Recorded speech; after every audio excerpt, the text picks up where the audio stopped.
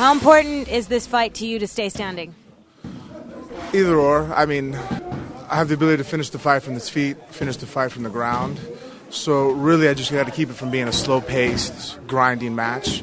As long as there's a lot of movement, be it on its feet or if it's on its ground, that plays into my strong suits, which is the ability to finish the fight.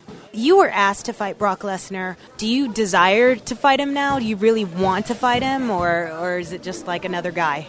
I think every time you sign up to fight a person, when they sign to fight you, it kind of makes you angry.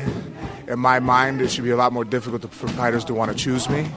The fact that he was willing to take this fight in the UFC as his debut, that makes me a little mad. So yeah, I want to fight him. Show him kind of a mistake he made. 70 seconds. 78. I was watching When We Were Kings. Have you ever seen that? Yeah, Muhammad Ali.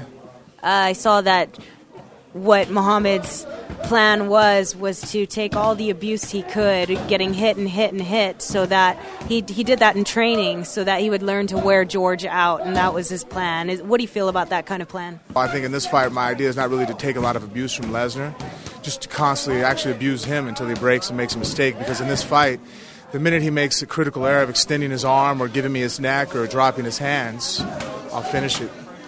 Whereas he has to kind of grind out a victory in this matchup. Nice. We're good friends with Randy here at RawVegas.tv, and we're always getting in the mix of that Fedor controversy. He wants to fight Fedor. Who do you want to fight? Would you like to fight Randy or Fedor in your future? I don't know Fedor that well, but yeah, I think every martial artist wants to fight someone they think is great. Randy Couture, I don't know if I ever want to fight Randy.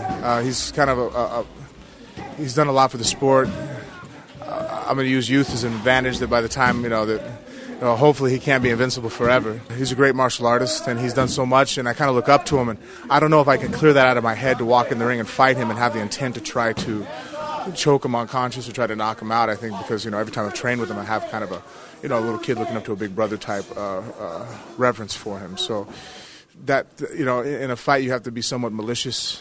You have to have some ill intent towards your opponent. I don't know if I have that for Randy. I don't know if I could get that for him. I'd have to wait till maybe he hurt me, but that might be too late. Go, Frank.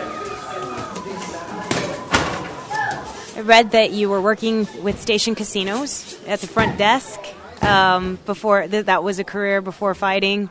What is a career after fighting for you? Realistically, if I retire from fighting with everything that I want to accomplish, I want to go back to school and get a law degree. I like combat in all forms. I think lawyers are some of the most strategic combatants in nowadays times. It's a great feat in itself to be board certified as a law practitioner, and that's actually a goal I have for both my children. Everybody asks if my kids are going to be fighters, and I said they'll be martial artists, but in every sense of the word, in and outside the ring. Not so much be able to fight with their fists and their hands, but to be able to use their minds. And every time in a bar, people don't yell, "I'm a black belt in karate," or they don't yell, "I'm a world champion boxer." They yell, "I'm a lawyer." That's a threat, and it's a very scary threat because that is where that's combat.